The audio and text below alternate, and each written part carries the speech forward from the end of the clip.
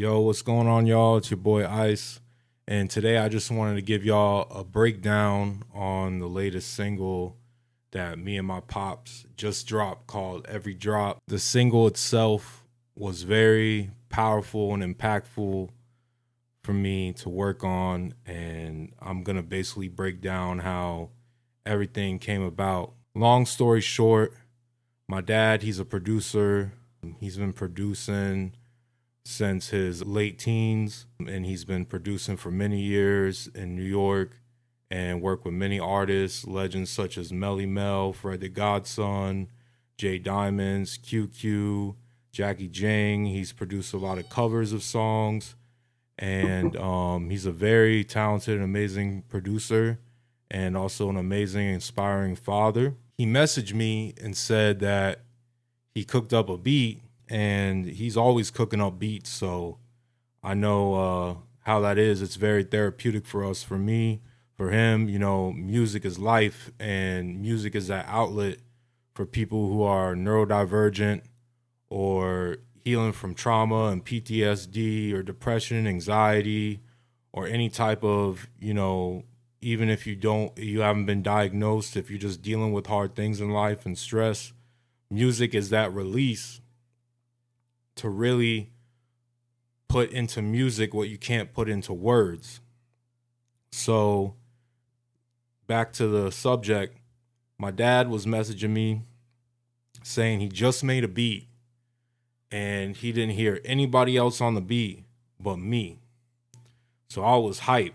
I was like, yo, I know he's about to send me some heat. The past few songs we've done, he's actually, the first song we ever did together, I wrote the song first, recorded the hook, and then he made the beat after I sent him a snippet of the hook just by itself, the acapella. And that was Young. Then the next track we did, Hey You, he already made that beat and I wrote the song prior. So it was my uncle's mother, my cousin's grandma. It was her birthday party, and we were having a bonfire in the mountains of upstate New York, summer night, beautiful. And my dad played the beat while we were all freestyling around the fire. And when he played that beat, it just was perfect for the song that I already wrote for it. I sung immediately. I was able to sing the hook I wrote to that beat and sing the whole song, and that was it. The rest is history. Then I recorded my vocals later on, and my dad, he kept working on the project. We were just pushing off the release, and then he finally finished it up, and he released it last year. And that was a very meaningful track for me and him. You know, I made that song especially about overcoming not only struggles and sadness and finding love and peace again, but also finding family. And it's very spiritual. You know, I believe in past lives. I believe in soul families and soul ties.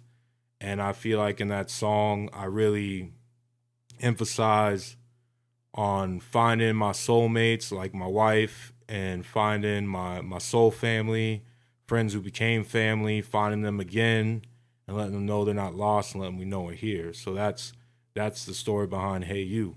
Back to Every Drop. So Every Drop, my dad sends the beat right after he cooks. He's like, boom, I've cooked this beat. I don't hear nobody else on it but you.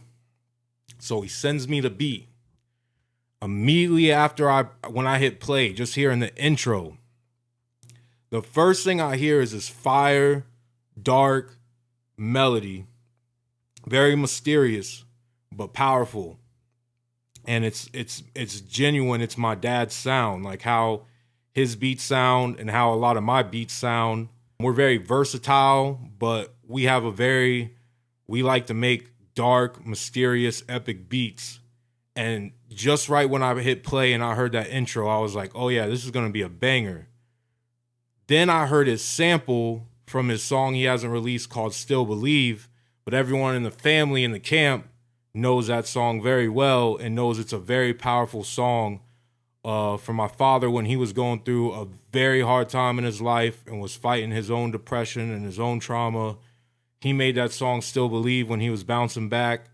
and that song's super inspirational. And he sampled, apart from that, one of my favorite lines in the song. He sampled the part from the song where he says, "Every drop of blood I bleed and all the sweat and all the tears go into making you believe." He chopped up that snippet, and when he put that on that beat, the way he edited it, the way he blended it in the beat, it was so dope. The first vibe it gave me is the classic Houston, Texas vibes that we grew up on because we're from Houston, grew up in the dirty South, both me and him, even though we pretty much built our careers in New York and learned everything that we learned up there as far as our music careers and media work.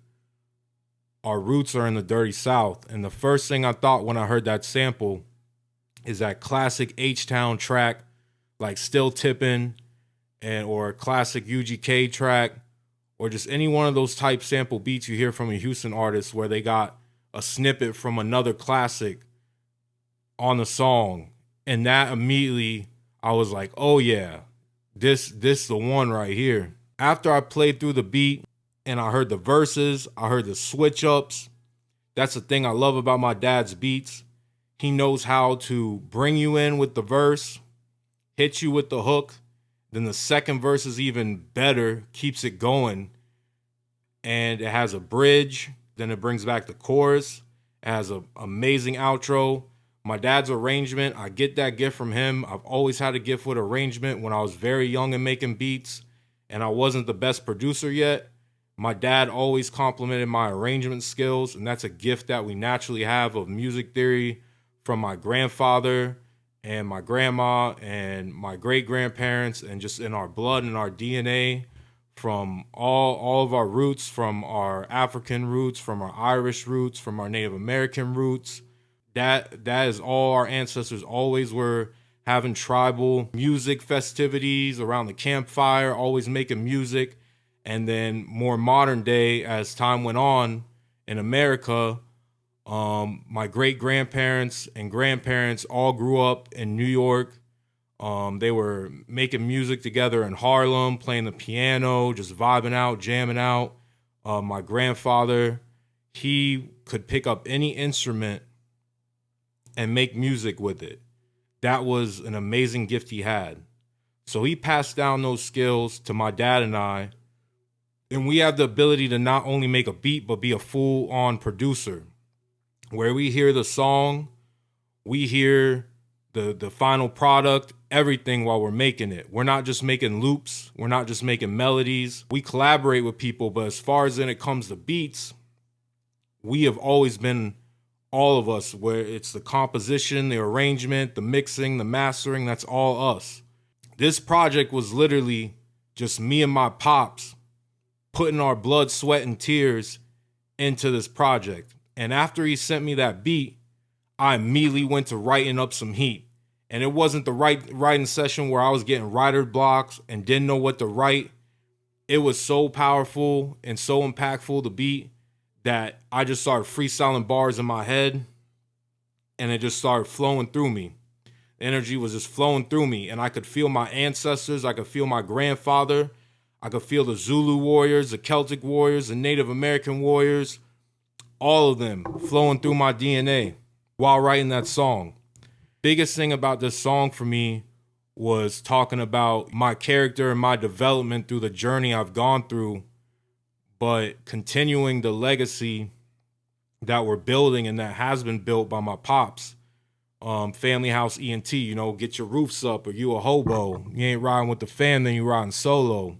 Straight up, after I wrote that song, I messaged my pops. I called him. I was like, yo, I'm going to record this demo tonight when I get off work, and we're going to get this project rolling real quick because it means that much to me. I remember I was recording the demo.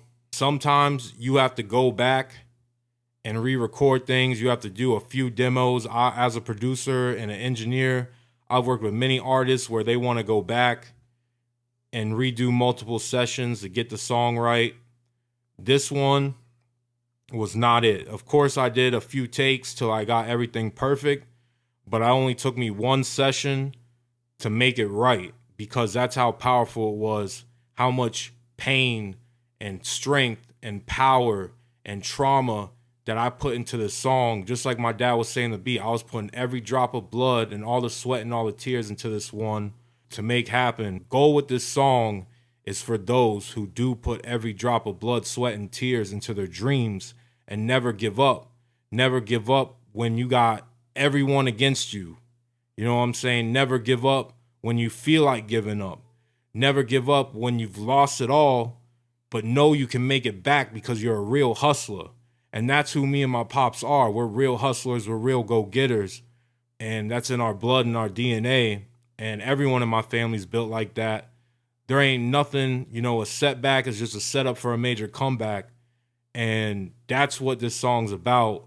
I'm more than proud of the song and how it came out, but I'm more so honored and grateful and thankful for my pops, not only as a father, but he's also, even him just being my father, he's always been, sometimes he's even felt like a big brother to me. And I've always felt that with both my parents, like big brother, big sister with my mom and dad, because they're so close in age to me, because they had me when they were in high school at only 15, 16. That being said, my dad, we've always had that father-son chemistry, but also just as an artist and producer and an artist, we've always been able to make it happen and see the vision and put into reality what we dreamed so easily, and it just flows and it just happens. And this project was that.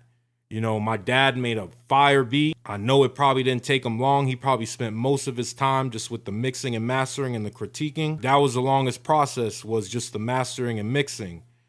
And we both worked together with our knowledge to get the right sound, with his ear and my ear, and until we got it sounding right. This song, my dad mentioned in another video that my words and my lyricism in this song and the message I sent with this one really motivated him. But what he doesn't understand is that he really motivated me to get back into music and never give up. There was a time in my life where I was going through a mental health crisis. I lost everything. I was homeless. I got locked up. I was homeless after I got locked up. And when I was recovering from my mental health crisis and my PTSD episode and going through spiritual psychosis, the number one thing I did was I went through a very dark night, and I was like, I don't know if I can do music anymore. I don't know if I can make beats. But that was just a depression, severe depression at the end of the storm. So what happened is, at the end of that storm, once everything breezed over and I got stability again, I got me and my family found our own place again, got a new career working on cars, getting into that avenue, because, music and cars goes hand in hand, like bread and butter. Everything started falling into place. And once I was set up again, you never get comfortable, but once I was in a place where I was straight, where I was in a place where I could actually have peace, you know what I'm saying? Not be too comfortable, but have peace. I was able to focus on getting back into music. And the first thing I did was start producing light feet beats. I am Ice. I go by Ice, but people know me as Strike Litening. Strike Litening Icy, Mr. Icy. My stage name when it comes to music and lyricism and songwriting and hip hop and performing is Ice. But I started producing beats, for Light Feet first, because Light Feet beats are like a hobby of mine, but not just a hobby. It's something that I've always been very successful with and very therapeutic, and I enjoy doing. So I wanted to get back into it because it was fun. And I started doing that. I started dropping on my Light Feet SoundCloud, my Strike Litening page, and really getting back into the workflow of just making music. After I was doing that for a while, there was an open verse challenge by Lucky Banks. Shout out to Lucky Banks. He's been doing his thing with music. He's a Light Feet legend. His hit he dropped called Who I Was, produced by Paul Robinson. He did an open verse challenge on SoundCloud. And right when I saw that open verse challenge, I was like, bet. Let me do something for this real quick. I cooked up a verse for that, recorded the verse and then dropped my version on my Light Feet SoundCloud, my Strike Lightning page, which you can go listen to.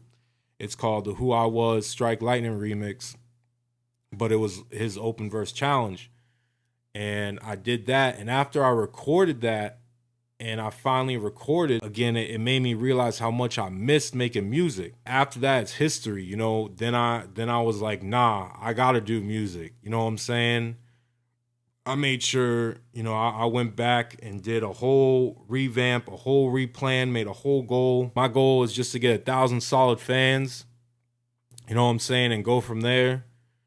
I've been doing music a long time. Everybody personally in my life and knows me face to face and in my movement and in my circle from Florida to New York to Texas. They all know that I'm a freestyle king and I can freestyle forever if you put on the right beat and the vibes right. And I have many memories and many long nights with people, and freestyles I'll never forget, especially back when I played football in the locker room and before games and after games. It was always freestyling and getting light too, doing the light feet. It all influenced who I am today when it comes to music and creativity, and I'm very thankful and grateful for that. And, you know, even though I'm not blown up yet as a musician or artist, it still don't matter to me because it's all muse. And that's what, bringing that all back, that's what goes back to the single every drop. You know, my dad's been doing this a very long time. I've been doing this a very long time. We're both underground. We've never signed no record deals. We got Family House, which is our own label. We've always done it independent. So when you do it independent, you know what I'm saying, it takes longer than you think. But my pops and I, even though we haven't raised to a mainstream level and top charts, we still have made a big impact on our communities and in the music scenes in our communities, and done lots of shows and places. You know, my dad's opened up for Ludacris. He's performed in New York, Texas, New York City. He brought a hip hop scene to upstate New York. I performed up in New York. I performed at the New Eurekan, where Alicia Keys has performed and many other artists. I performed in Little Haiti in Miami. I performed in Orlando. I performed places here locally in the 772. Coming back with every drop, you know, making this track is basically setting the standard that my pops and I are here to stay, and we're not giving up. And this is only the beginning of the new chapter for Family House. And it's a new chapter in our life as far as creatives. And my pops and I have both had very hard lives. Our families have had really hard lives, but my pops and I have endured lots of struggles, lots of betrayal, lots of losses, but we've always gained back even more.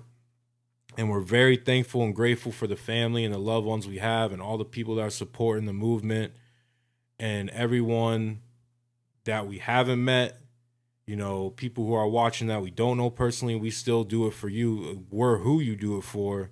And we send much love your way and much peace and blessings, because that's what we do it for. We do it for y'all. And that's what this song's about.